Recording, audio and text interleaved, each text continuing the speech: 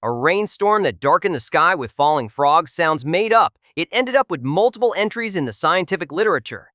But first, if you could go ahead and hit that subscribe button, it would prevent me from having to mention it again, which I think we both prefer. So it's July 12th, 1873, and you're going about your day in Kansas City, Missouri. You got things to do, places to be, the usual concerns of a Saturday in the middle of summer. Maybe the weather's a bit off, maybe there's a storm rolling in, but nothing that would prepare you for what's about to happen. Because in a few moments, the sky is going to open up and dump thousands of frogs on your head. Not rain, not hail, frogs. Living, breathing, extremely confused amphibians. According to Scientific American, which reported on this event because apparently even the serious science journals couldn't ignore it, the frogs literally darkened the air as they fell. They covered the ground for a long distance. This wasn't a handful of frogs hopping around after a rainstorm. This was a biblical-level frog situation, except instead of a plague, it was just meteorology having an absolute breakdown. Now, the natural question here is, how? How does this happen? How do frogs end up in the sky in sufficient quantities to blot out the sun?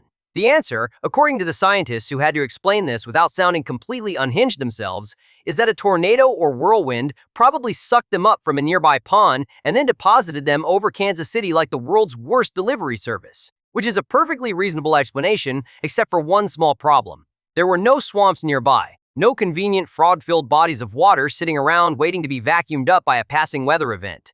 This is where things get interesting, because people started asking questions.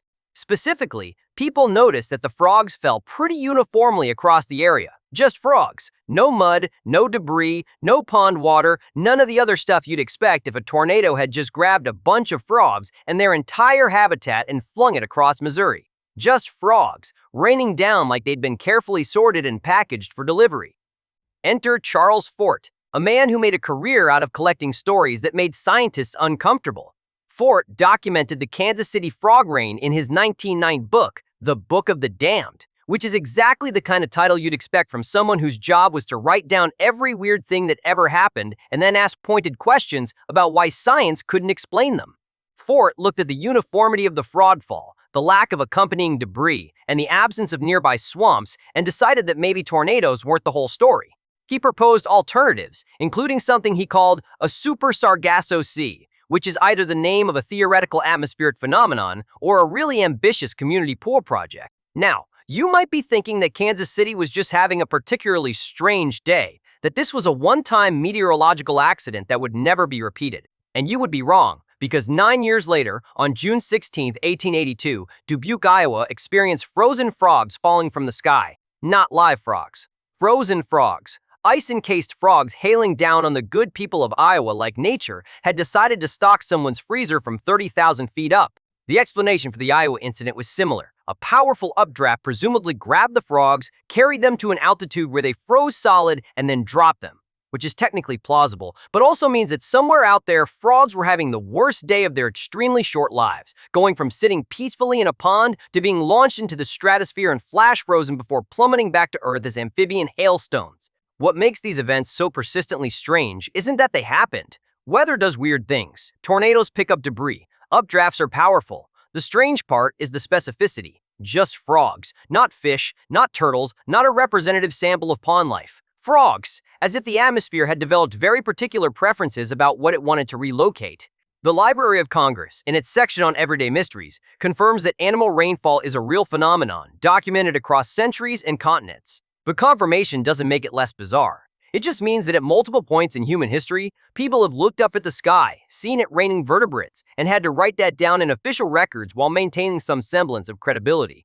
Scientific American published the Kansas City event because it was witnessed by enough people that ignoring it would have been more embarrassing than acknowledging it. Multiple accounts, consistent details, frogs everywhere. You can explain the mechanics with tornadic waterspouts and powerful updrafts, but that doesn't change the fundamental absurdity of living in a world where it's raining frogs, is a sentence you might have to say with complete seriousness.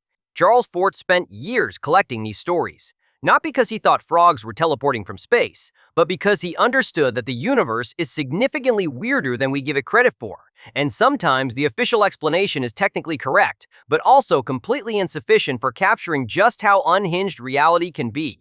So the next time someone tells you they've seen it all, Remind them that in 1873, the sky over Kansas City decided to deliver several thousand frogs to people who had definitely not ordered them. If you were in Kansas City that day, would you have tried to catch the frogs, assume the end times had arrived, or calmly written a letter to Scientific American? Let me know in the comments below. Until next time, stay unhinged.